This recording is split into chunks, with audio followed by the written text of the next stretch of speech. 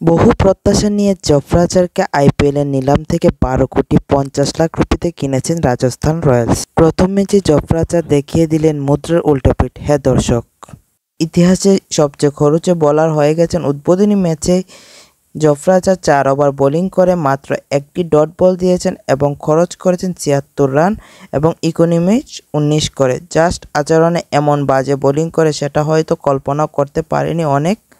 তার বোলিংয়ে এতটা বিরক্ত যে টিভির সামনে থেকে ভক্তদের সমর্থকরা উঠে চলে গেছেন। জফরাজারের আচরণে রীতিমতো তুলনা করেছেন ক্রিস হেড এবং ঈশান কিষান। রূপ পিটুনি খেয়েছেন এবং আইপিএল ইতিহাসে সবচেয়ে বাজে রেকর্ড করে ফেলেছেন বল হাতে। প্রিয় দর্শক, জাস্ট আচরণের সম্পর্কে দুটি লাইন আমাদের কমেন্ট বক্সে। শেষ পর্যন্ত দেখার জন্য অসংখ্য ধন্যবাদ এবং লাইক কমেন্ট শেয়ার করে